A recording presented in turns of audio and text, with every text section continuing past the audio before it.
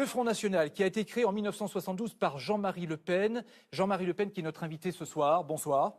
Vous sortez le premier tome de vos mémoires, demain dans les librairies.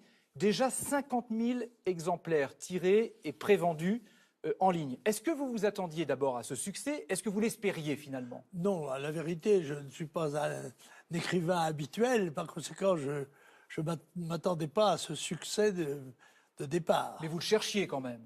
Ah ben bien sûr, on l'espère toujours, naturellement.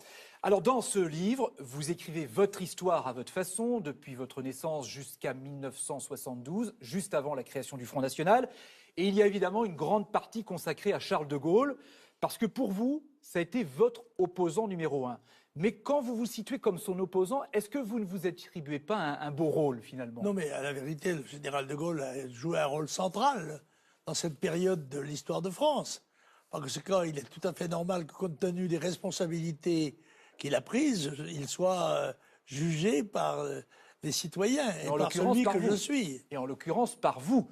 Oui, bien sûr. Donc vous c'est situez... moi qui ai écrit le livre. J'entends bien, mais vous vous situez donc comme le premier opposant à Charles de Gaulle. Sinon le premier, en tous les cas, comme quelqu'un qui se permet de juger en reconnaissant au général de Gaulle un certain nombre de succès ou de qualités, mais discutant en particulier son rôle à la libération, c'est-à-dire en laissant somme toute les mains libres aux communistes de faire leur épuration, et ensuite dans l'affaire d'Algérie, où il a véritablement trahi la parole qu'il avait donnée à ceux qu'il avait appelés. Mais ce que vous dites dans votre livre, c'est que finalement, la guerre en Algérie, on ne pouvait que la perdre.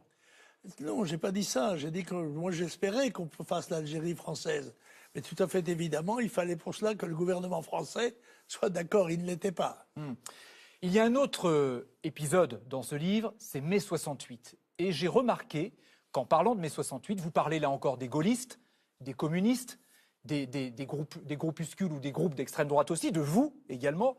Mais il y a un personnage qui est absent, c'est Daniel Cohn-Bendit. Pourquoi est-il effacé de votre mémoire? Oui, parce que c'était un très jeune homme, un lycéen pour moi, ou un jeune étudiant qui n'avait pas une grande importance et que les médias ont porté au pinacle en quelque sorte. Mais voilà, sans plus, 68, nous étions un peu en dehors de la course, on était là en observateur, on regardait ce qui se passait. Après le fait que Tixier-Villancourt, dont j'avais suscité et soutenu la candidature à la présidence de la République, ait fondé son propre mouvement et nous ait coupé l'herbe sous le pied et m'empêché de faire ce que je souhaitais faire, le Front National, à l'époque avec 100 000 adhérents et 100 fédérations. Si il avait été fondé, il n'y aurait pas eu Cohn-Bendit ni 1968. Mais vous estimez que Cohn-Bendit n'a pas eu un rôle central en mai 68? Si, il a eu un rôle central, mais il a eu surtout le rôle polarisateur que lui ont donné les médias, ce qui est souvent le cas.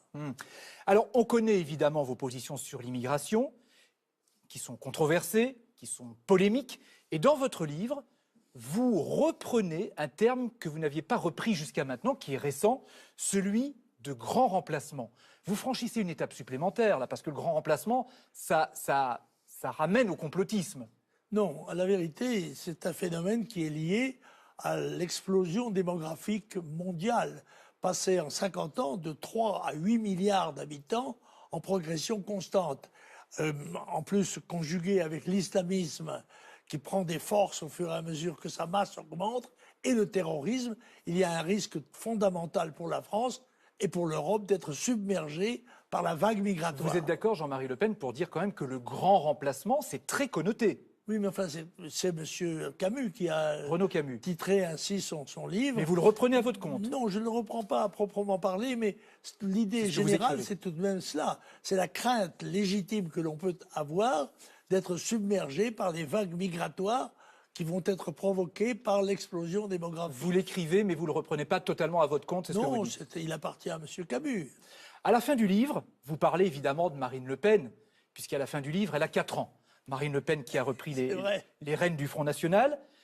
Vous êtes en bisbille avec elle. Est-ce que vous vous réconcilierez un jour? Je ne sais pas. Écoutez, j'ai été exclu du parti que j'avais fondé et dirigé pendant 40 ans par la présidente actuelle, Marine Le Pen. Je ne peux pas m'en réjouir. Cela étant, j'ai tendu la main, j'ai écrit une lettre ouverte où je lui suggérais justement de renouer des liens et de rassembler les nationaux parce que justement la France allait en avoir besoin. Y compris renouer des liens entre père et fille? Oui, bien non, mais écoutez, ces liens s'ajoutent, mais ne se substituent pas aux relations politiques importantes qui étaient les nôtres. Cette époque, qui va de 1928 à 1972, que l'actuel président de la République n'a pas connue. On a fait un saut de génération avec Emmanuel Macron. C'est vrai. Quel regard portez-vous sur lui?